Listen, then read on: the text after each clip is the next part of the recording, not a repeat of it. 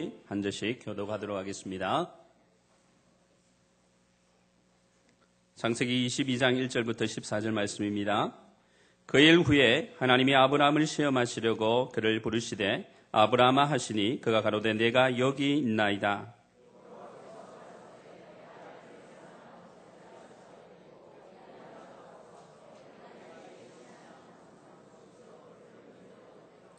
아브라함이 아침에 일찍이 일어나 나귀의 안장을 지우고 두 사환과 그 아들 이삭을 데리고 번제에 있을 나무를 쪼개어 가지고 떠나 하나님의 자기에게 지시하는 곳으로 가더니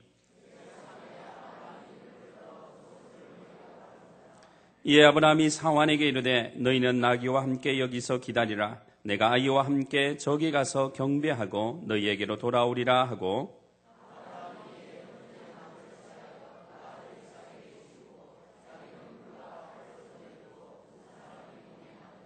이삭이 그 아비 아브라함에게 말하여 가로되 내 아버지여 하니 그가 가로되 내 아들아 내가 여기 있노라. 이삭이 가로되 불과 나무는 있거니와 번제할 어린 양은 어디 있나이까.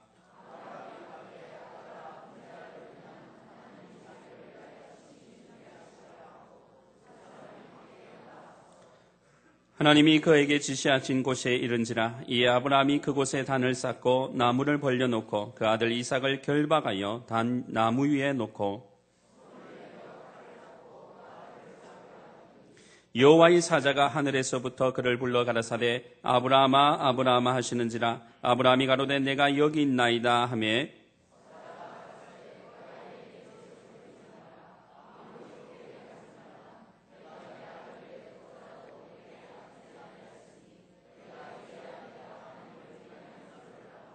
아브라함이 눈을 들어 살펴본즉 한 순양이 뒤에 있는데 뿔이 숯불에 걸렸는지라. 아브라함이 가서 그 순양을 가져다가 아들을 대신하여 번제로 드렸더라.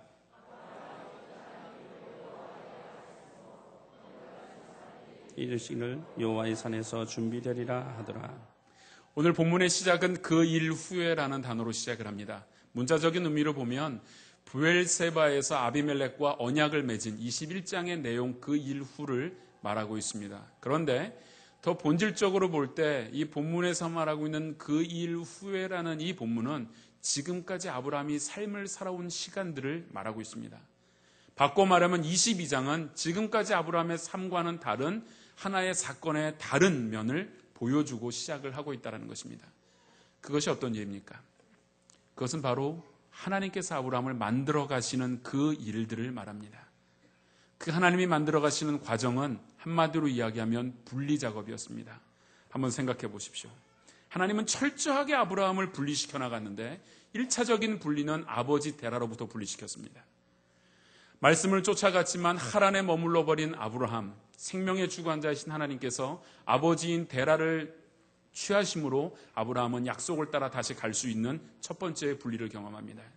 두 번째의 분리는 조카 롯과의 분리였습니다. 육신에 끊을 수 없는 끈이었어요. 이방 땅에 사는 아브라함에게 롯은 너무나도 소중한 존재였습니다. 그런데 하나님은 그 롯에게도 분리시키시고 하나님만 철저히 신뢰하도록 하셨습니다. 세 번째의 분리는 하갈이었습니다.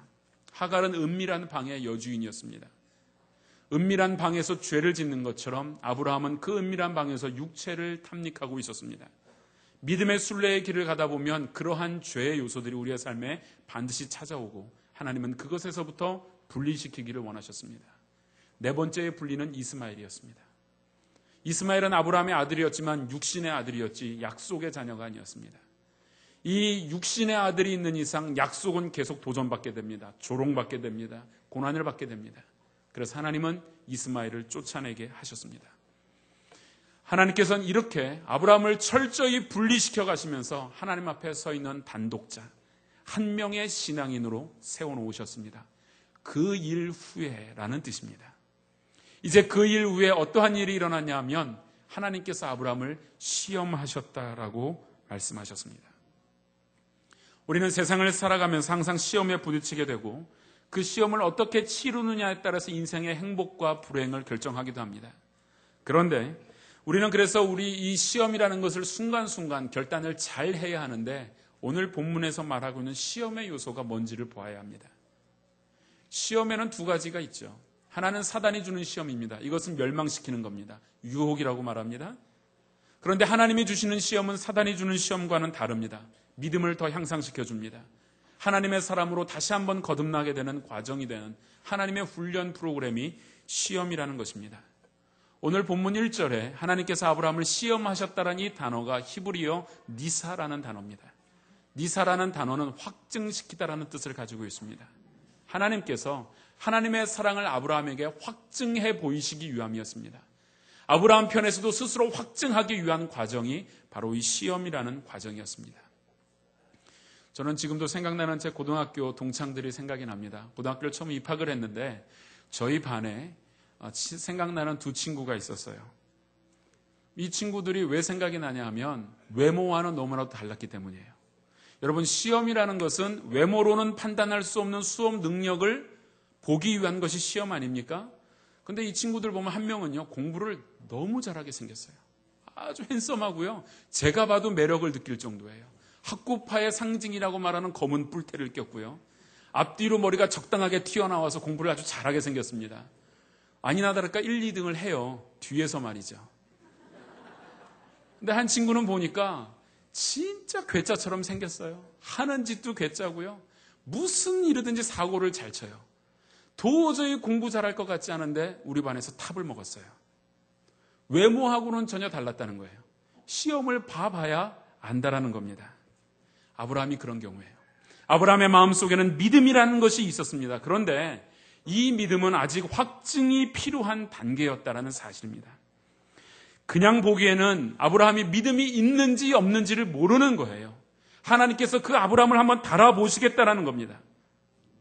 그 방법 중에 하나가 아브라함의 믿음을 달아보시기 위하여 현실이라는 세계 속에 아브라함의 믿음을 끄집어내서 집어 던져 넣었습니다. 그런데 이 현실의 세계는 가장 아브라함에게 예민한 부분이었고 아브라함이 가장 견디기 어려운 부분이었습니다. 그것과 믿음을 견주게 되면 쉽게 불신앙이 튀어나올 만한 그러한 일 속에 하나님은 믿음을 집어 던져 넣었다라는 사실입니다. 우리는 이 아브라함의 시험을 보면서 속에서만 좋은 믿음은 참된 믿음의 능력이 아니다라는 것을 배우게 됩니다. 믿음이라는 것은 구체적인 현실과 내가 포기하지 못하는 그 문제와 믿음이 함께 서 있을 때 과연 그 믿음이 어떻게 작용할 수 있는가를 보는 것, 그것이 진정한 믿음입니다. 외형만 봐서는 모릅니다. 부딪혀 봐야 합니다. 돈이 떨어져 봐야 합니다. 자식이 병들어 봐야 합니다. 자신의 꿈이 산산이 무너지는 경험을 해봐야 믿음이 뭔지 드러난다라는 것입니다. 실제로 그 문제를 잘 풀 수 있는지 아닌지는 공식 가지고만은 모릅니다. 수학 시간에 배운 사인, 코사인 법칙만은 알고 있다고 문제를 풀 수 있는 건 아니에요. 실제적인 문제를 푸는 것은 문제를 만나봐야 한다는 거 아닙니까? 믿음이 그렇습니다. 믿음은 현실의 문제를 부딪혔을 때, 아주 구체적인 상황에 접했을 때 그 믿음으로 이 문제를 이겨나갈 수 있느냐 없느냐에 따라 그 믿음이 진짜인지 아닌지가 드러난다는 것입니다. 아브라함에게 하나님께서는 그 시험을 주셨어요. 이삭을 바치라 합니다. 어떻게 얻은 아들인데 그 이삭을 바치래요. 아브라함에게 이 시험이 어려운 이유가 있습니다. 그 어려운 이유 중에 첫 번째가 하나님께서 이삭을 바치라는 이유를 설명해 주지 않는 데 있습니다. 이삭을 바치라 했으면요, 최소한 하나님이라면 야, 너가 원래 이삭은 내가 준 거니까 내 거다. 지금 네가 10여 년을 같이 살았으니 이제 나에게 다시 바쳐라. 이런 설명을 해 주셨든지, 아브라함 너는 복의 근원이 되어야 하는데 그러기 위해서는 희생양이 필요하다. 너의 아들을 바쳐라. 이렇게 설명을 했다면 아브라함이 이해할 만합니다. 그런데 아무런 설명 없이 대뜸 하나님이 나타나셔서 이삭 바쳐라. 그 한 말씀하고 끝났어요. 전 제 아들을 보면서 한 번씩 툭툭 칩니다. 제가 왜 치겠습니까? 제 아들이 미워서 치는 것 아닙니다. 그냥 귀여워서 한 대 툭툭 칩니다. 이제 제법 등치가 커서 맷집이 얼마나 좋은지 알아보기 위해서도 툭툭 칩니다. 요즘 얼마 전에 제가 지나가면서 앉아있는 뒤통수가 얼마나 예쁜지요? 뒤통수를 한 대 탁 치고 지나갔어요. 그랬더니 이 아들이 하는 얘기 갑자기 왜 때리세요? 때린 이유를 설명해 달라는 거예요. 그래서 제 마음속에 내가 왜 때렸지? 이유가 없는 거예요. 그래서 머뭇머뭇거리고 있자 그 광경을 보고 있던 제 아내가 대신 설명을 해주는 거예요. 하랑아, 네 아빠는 왜 때리냐 하면 좋아하면 때린다. 엄마 봐라. 자주 괴롭힘을 당하지 않냐. 아빠의 사랑의 표현이다. 이렇게 하고 넘어가니까 그 아이가 반쯤 이해하고 반쯤은 이해를 못했다는 듯이 하더니 지 동생한테 가서 툭툭 치면서 하는 얘기가 좋아서 때린대요. 이유를 설명해 주면 이해가 돼요. 아이들도 그렇잖아요. 아이들을 혼내주는데 이유 없이 혼내주고 매질을 하면 아이가 도저히 받아들일 수가 없는 거예요. 지금 이 경우보다 더한 경우입니다. 아브라함의 경우는 이삭을 바치라는데 이유를 설명해 주지 않는 데 있어요. 또 하나는요. 지금까지 보여주신 하나님의 성품하고는 너무 다른 겁니다. 지금까지 아브라함이 경험한 하나님이라는 분은 사랑의 하나님, 공의의 하나님, 아주 윤리적으로 빚어가시는 그런 하나님이었어요. 그런데 가나안 사람들, 이방 사람들이 하는 제사 행위입니다. 자기 아들을 제물로 바치고 불에 태워 죽이고 하는 건 이방 사람들의 아주 비윤리적인, 비상식적인 행위를 하나님께서 하라고 하는 거예요. 도대체 하나님의 성품에 맞지 않는 일을 하라니까 이게 이해가 되겠습니까? 아브라함이 가장 이해하지 못했던 이유 중에 하나는 지금까지 30년 넘게 하나님이 말씀해 주신 내용하고 달랐다는 거예요. 아브라함 고향 땅을 떠나면서부터 들은 이야기가 뭡니까? 너가 후손을 얻게 될 것이다. 그 이삭에게서 나는 자라야 너의 씨라 칭함을 받을 것이다. 이 이야기만 들어왔고 그 말씀만 붙들고 살아왔어요. 그런데 이게 웬일입니까? 하나님이 나타나셔서 하시는 말씀이 이삭을 바치라는 거예요. 이삭에게서 나는 씨를 보려면 이삭이 커야죠. 결혼도 해야 되고 자녀도 낳아야 되는데 아직 소년인 이삭을 바치라고 하니 말씀이 다른 것 아닙니까? 지금까지 해주셨던 말씀하고 너무나 다른 이야기를 하고 있다는 겁니다. 여기에 아브라함의 딜레마가 있었죠. 이것은 아브라함의 딜레마뿐이 아니라 우리들이 가지고 있는 신앙의 딜레마가 아닙니까? 하나님 우리 가운데 풍성한 삶 주시겠다고 약속했어요. 그런데 내 삶이 진짜 풍성하냐 보면 자꾸만 어려워지는 형편들이 있어요. 딜레마 속에 빠지는 겁니다. 약속은 붙들었는데 믿음은 생겼는데 현실을 와서 보면 그 믿음이 적용할 만한 일들이 잘 안 나타나고 있는 아브라함이 가지고 있는 이 말씀의 갈등, 이것을 오늘 우리 또한 경험하고 있지 않습니까? 그런데 그 문제의 해답은 현실 속에 있는 것도 아니고 사람 안에 있는 것도 아니고 다른 방법 속에 있는 것도 아니었습니다. 문제의 해답은 말씀 속에 있었습니다. 여러분 믿으십니까? 자, 이제 한번 그것을 생각해 보십시다. 왜냐하면 하나님이 분명히 말씀하시기를 이삭에게서 나는 자라야 너의 후손이다. 이 이야기를 했는데 그렇다면 아브라함이 그런 생각을 했겠죠.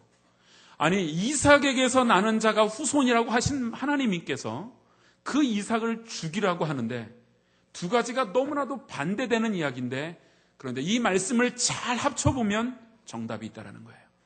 그것이 무엇이었냐? 한번 생각을 해보세요. 아브라함이 하나님께서 이삭을 바쳐라라는 말씀을 들었을 때 하나님이 무슨 생각으로 그러실까? 아브라함이 어떤 생각을 했을 것 같습니까? 1번, 죽게 내버려 두신다. 2번, 죽이기 전에 말리신다. 3번, 다른 재물 주실 줄 알았다. 4번, 다른 아들 하나 더 주신다. 정답이 뭘까요? 쉽게 대답하지 마세요. 보기 속엔 답이 없어요. 5번의 답이에요. 5번 아직 얘기 안 했어요. 5번, 죽게 하셔도 살려주신다. 아브라함은 그것을 믿었어요. 아브라함은 성경에 나오는 최초의 부활 신앙을 가진 사람이었습니다. 아브라함은 두 가지의 말씀이 다 이루어지는 방법을 생각해 봤어요. 이삭은 분명히 내 아들이고 이삭에게서 나는 자라야 내 씨고 지금은 또 이삭을 죽이라고 하는데 이 두 말씀이 다 이루어질 수 있는 요소가 무엇일까? 아브라함이 곰곰이 믿음으로 생각해 보니 죽이고 살려주실 것이다. 이건 제 이야기가 아닙니다. 히브리서 기자가 증거를 했습니다. 히브리서 11장 18절 19절을 보니까 저에게 이미 말씀하시기를 내 자손이라 칭할 자는 이삭으로 말미암으리라 하셨으니 19절 함께 읽겠습니다.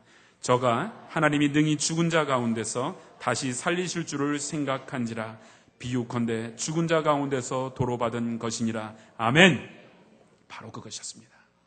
아브라함의 믿음의 승리는 현실의 승리가 아니라 아브라함의 믿음의 승리는 말씀의 승리였습니다. 현실은 그를 수없이 넘어지게 만들고 수없이 방황하게 만들었지만 그 현실을 본 것이 아니라 두 가지의 말씀을 다 가지고 고민을 하고 결론을 내린 것, 죽이고도 살려주실 것이다. 아브라함은 말씀과 아들 중에 하나를 선택해야 하는데 말씀 붙들었습니다. 말씀 붙들었더니 아들도 얻었습니다. 할렐루야. 이것이 믿음의 승리라는 거예요. 이것이 진정한 믿음의 시험을 통과한 아브라함의 모습이라는 것입니다. 여러분, 우리가 어떠해야 되겠습니까? 현실의 문제가 있고 말씀이 있습니다. 믿음으로 결정해야 될 문제가 있고 현실로 결정해야 될 문제가 있는데 여러분, 현실로 결정하면 둘 다 실패할 확률이 높습니다. 그러나 이 현실의 문제 포기하기 어렵다 할지라도 믿음으로 결정하게 되면 현실의 문제도 하나님의 손에서 해결받게 될 줄로 믿습니다. 그러한 하나님의 아름다운 축복을 받으시는 여러분 되시기를 축원합니다.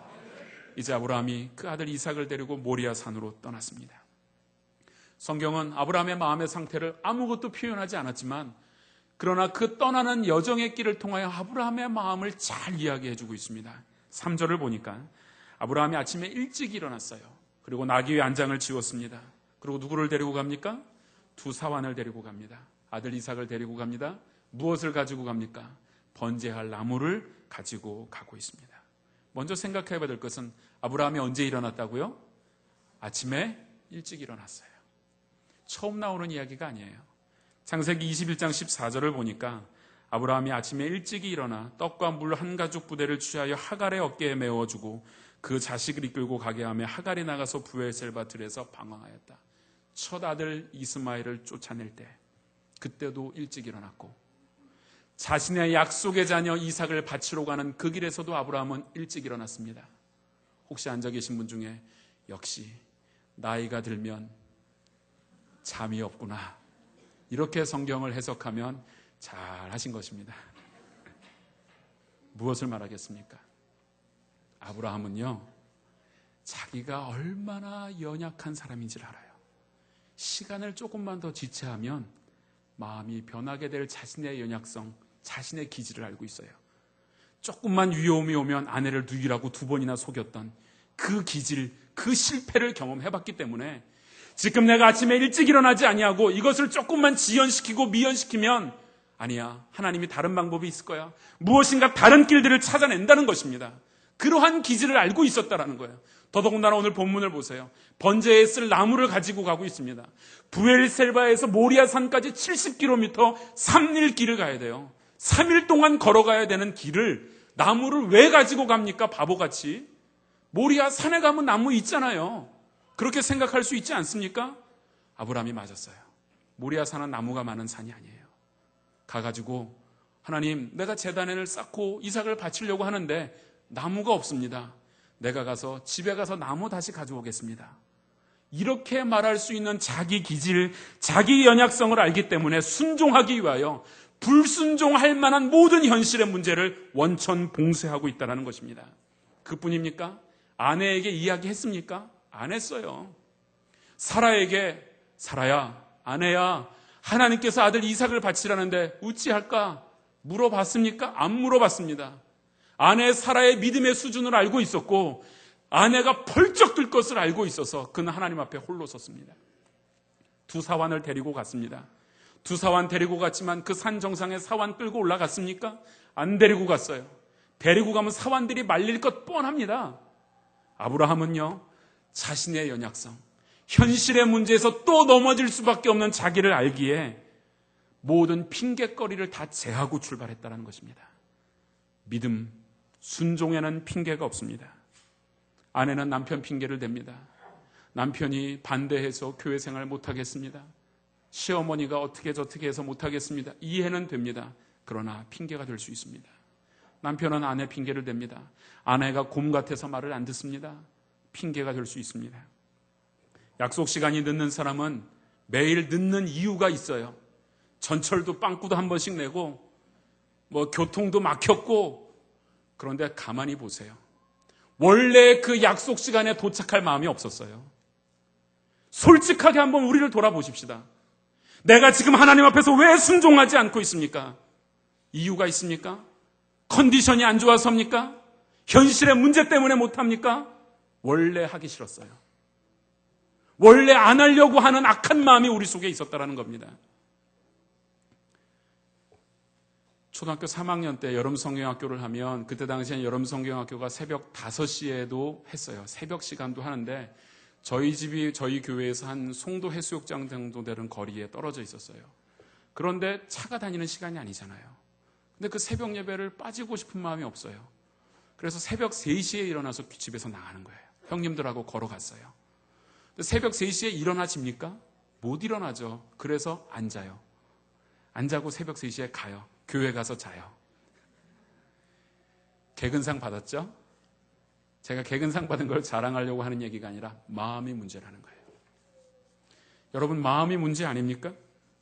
마음으로는 하고 싶은데 컨디션이 안 좋아서 못합니까? 토요일날 일 많이 하고 밤을 새워서 주일날 교사 못합니까? 그게 내가 원래 못하는 연약성이라면 토요일날 일하지 말아야죠.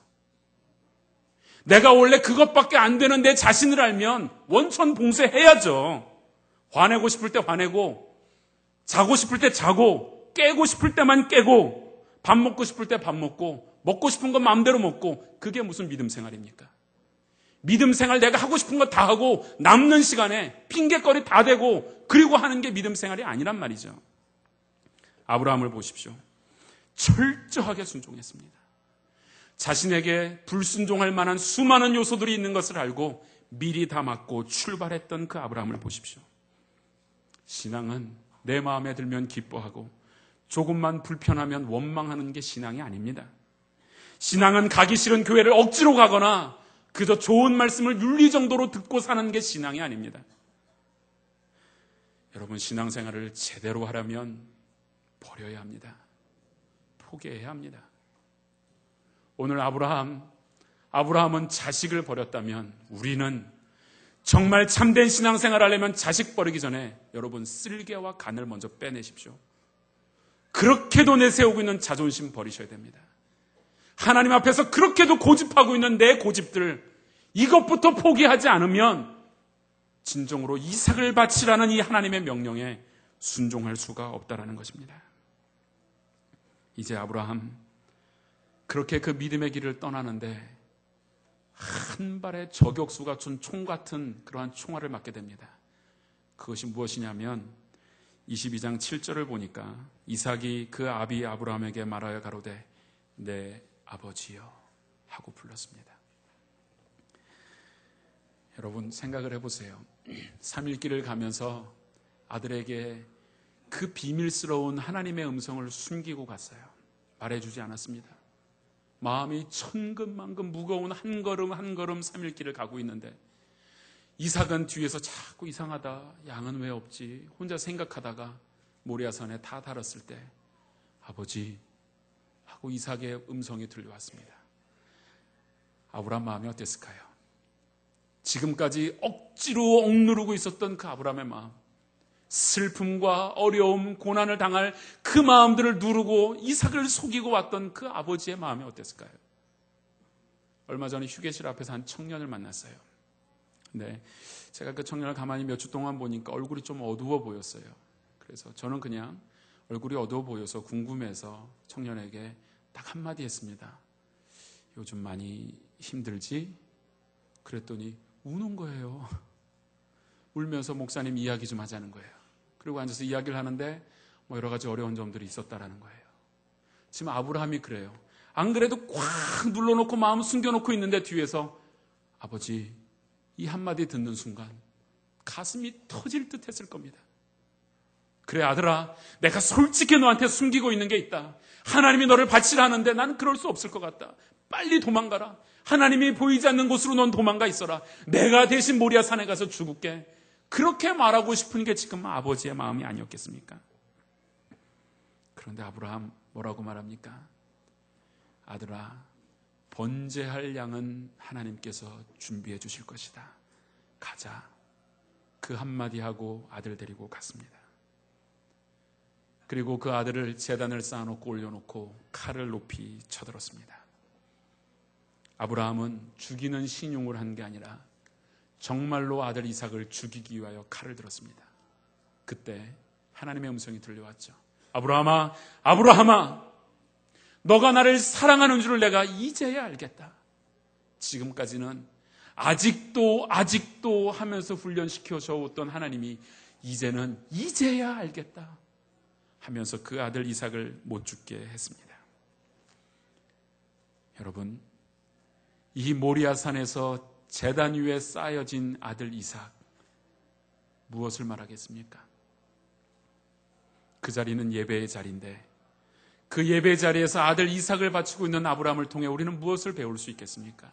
물론 아들 이삭을 바치는 것은 예수 그리스도의 죽음을 상징합니다. 그러나 우리가 놓치고 있는 한 가지 사실이 있습니다. 십자가는 예수님이 홀로 지고 가셨고 번제할 나무는 아들 이삭이 지고 갔지만 아들 이삭과 함께 칼을 들고 걸어갔던 아브라함이 있었던 것처럼 예수 그리스도를 십자가로 몰고 가셨던 그 자리에는 하나님이 칼을 들고 서 계셨다는 사실을 우리는 결코 잊어서는 안 됩니다. 우리는 단지 인간들이 지은 죄 때문에 예수님께서 그 하나님의 진노를 막기 위하여서 예수님께서 단지 그 십자가에서 죽으심으로 하나님의 진노를 막으셨다라는 단면만 보아서는 안 됩니다. 십자가에는 하나님이신 우리의 아버지, 그분도 함께 돌아가신 자리입니다. 아들 이삭 혼자 모리아산으로 가지 않았습니다. 아들을 바쳐야 하는 그 아픈 가슴을 안고 칼을 들고 갔던 아버지 아브라함. 오늘 우리의 죄악 때문에 아들 예수 그리스도를 내놓으시면서 그 아들 예수 그리스도를 죽이기 위하여 심판의 칼을 들고 걸어가시는 그 하나님의 모습이 있었기에 오늘 우리가 이 자리에서 예배를 드리고 하나님을 나의 아버지로 예수를 나의 구주로 모시고 있는 것이 아니겠습니까? 그래서 고린도후서 5장 19절에서는 하나님께서 그리스도 안에 계시사 세상을 화목하게 했다라고 말했습니다. 하나님께서 그리스도 안에 계셨습니다. 하나님께서 단지 그리스도 예수를 죽게 내버려 두신고 하나님은 저 하늘에 계신 분이 아니라 하나님 친히 칼을 들고 죽음의 자리에 함께 가셔서 오늘 우리가 이 예배의 자리에 나와 하나님을 나의 아버지로 예수를 나의 주인으로 모시고 살 수 있는 이 구원의 길을 열어놓으셨다라는 사실입니다. 그러므로 우리 예배의 한 시간이 얼마나 소중한 자리입니까? 하나님이 아들과 함께 돌아가신 자리가 바로 오늘 우리가 드리는 이 예배의 자리가 아니겠습니까? 이 소중한 예배의 자리에 오신 여러분, 하나님의 사랑을 다시 한번 경험하시기를 바랍니다. 여러분, 이 예배의 자리에서 우리가 그렇다면 그 하나님의 사랑을 조금이나마 알았다면 우리의 편에서 결단이 필요한 것이 아니겠습니까? 하나님 오늘 우리에게 이삭을 바치라고 말씀하시는데 내가 정말 바치기 싫어하는 것, 내가 정말 포기하기 싫어하는 그것이 과연 무엇입니까? 칼을 들어서 그것을 내리치는 자리가 예배의 자리입니다. 하나님께서 자신의 독생자 아들 예수 그리스도를 내리치신 자리가 예배의 자리였고 아브라함이 자기의 아들 이삭을 향하여 칼을 들은 자리가 예배의 자리였던 것처럼 오늘 우리의 이 예배의 자리는 내가 바로 믿음의 칼을 들어 도려내야 할 것들을 도려내고 하나님 앞에서 다시 한번 믿음의 결단을 하는 자리가 이 예배의 자리가 되어야 하는 것입니다. 내가 포기하기 싫은 나의 시간들, 내가 절대 포기할 수 없는 내 가족들, 내 사람, 내 물질, 하나님께서 오늘 이삭을 바치라고 말씀하실 때 그 이삭이 여러분이 지금 그렇게도 움켜쥐고 있는 그것이라면 오늘 이 예배의 자리를 통하여 칼을 들어 그것을 내리쳐야만 한다는 것입니다. 그런데 놀라운 것은 이삭을 바치라는 그 하나님의 음성은 바치는 것에서 끝나지 않았다라는 사실입니다. 아들 이삭을 전심으로 바치기를 원했던 아브라함, 이제 그 아들 이삭을 하나님이 돌려주실 때에는 아브라함의 아들 이삭이 아니라 하나님의 아들 이삭으로 다시 돌아오게 되었다는 사실입니다. 여러분, 여러분이 그토록 소중하게 생각하고 있는 여러분의 사업, 그거 하나님 앞에 내가 드리기로 결단하신다면 여러분 손에 쥐어져 있는 여러분의 사업이 아니라 하나님의 사업, 하나님의 주식회사가 되는 줄로 믿습니다. 요즘 우리 젊은 부부들을 보면 자녀들을 굉장히 아낍니다. 자녀들을 품에 안고 살아갑니다. 그런데 여러분, 그 자녀를 하나님 앞에 믿음으로 한번 드리시기로 결단하신다면 유한한 내 손, 죄 있는 내 손에서 자라가는 자녀가 아니라 하나님의 손에서 자라가는 더 빛나고 더 아름다운 인생으로 우리의 자녀들이 변화되게 될 줄로 믿습니다. 이삭의 밭이라는 그 하나님의 음성은 곧 그것과 같습니다. 다시 한번 기억하십시오. 하나님께서 아들 이삭을 바치라고 하신 것은 아브라함으로 잔인한 아버지가 되라고 하신 것도 아니고 아들 이삭을 죽였다가 살려내시는 기적을 보여주시기 위함도 아니었습니다. 더 궁극적인 것은 이를 통해 아브라함의 믿음을 성장시켰을 뿐만 아니라 이제 그 아들 이삭이 하나님의 아들로 이 세상 가운데 승리하며 살아가는 인생으로 만들어주시고자 하는 하나님의 방법이었습니다. 이제 아브라함 제사를 지내야만 하는데 아들은 바치지 말라 했는데 재물이 없습니다.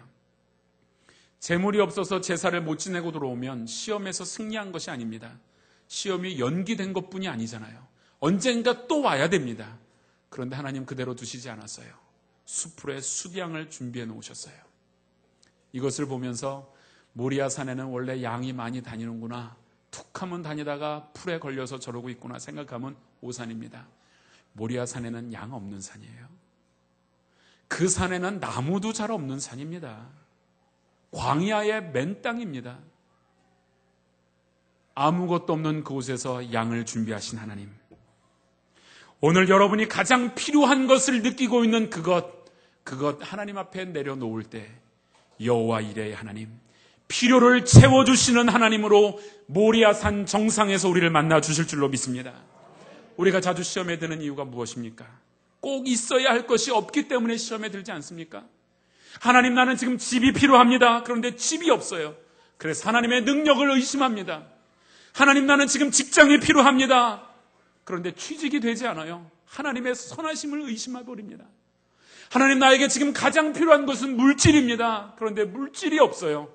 하나님의 전능하심을 의심하지 않습니까? 하나님, 난 지금 결혼해야 합니다. 그런데 결혼하지 못하고 있어요. 하나님의 계획하심을 의심하지 않습니까? 우리의 필요, 하나님이 모르시는 것이 아닙니다. 지금 하나님이 우리에게 원하시는 것은 너가 그렇게도 붙들고 소중하게 여기고 있는 그 이삭, 그것을 먼저 가지고 모리아산 정상으로가 바친다면 필요를 채워주시는 여호와 이레의 하나님으로 찾아와 주시고 만나 주실 것이다. 하나님은 우리에게 있어야 할 것을 아십니다. 여러분, 아멘입니까? 그 믿음을 가지십시오. 재물을 준비할 가능성이 전혀 없는 모리아산에서도 양을 준비하신 하나님이셨습니다. 여러분, 눈에 증거가 없다고, 귀에 아무런 소리가 들리지 않는다고 믿음의 길을 포기하시겠습니까? 우리 그렇게 해서는 안 될 것입니다. 하나님께서 오늘 여러분 가운데 이삭을 바쳐라, 순종해라, 컨디션이 안 좋아서 못 바치겠다면 컨디션을 좋도록 삶을 절제해라, 네 감정의 문제라면 감정을 조절해라, 직장의 문제라면 잘 지혜롭게 조절해서 믿음으로 결단해라 말씀하고 있지 않습니까? 오늘 우리는 이 예배의 자리, 하나님께서 열어주신 구원의 길, 하나님이 예수 그리스도와 함께 십자가에 나아가신 그 길로 인하여 이 자리에 나왔다면 이제 그 이삭을 바치자는 하나님의 음성을 다시 한번 귀담아 들으십시오. 이삭을 바치게 될 때 바치는 것으로 끝나지 아니하고 오히려 여호와 이레의 하나님, 필요를 채워주시는 하나님, 우리를 더욱 영광스럽게 만들어 가시는 그 하나님 만나게 될 줄로 믿습니다. 하나님의 은혜 속에 결단하시고 이삭을 바침으로 믿음의 영광스러운 모리아산 정상에서 승리하는 여러분 되시기를 주님의 이름으로 축원합니다.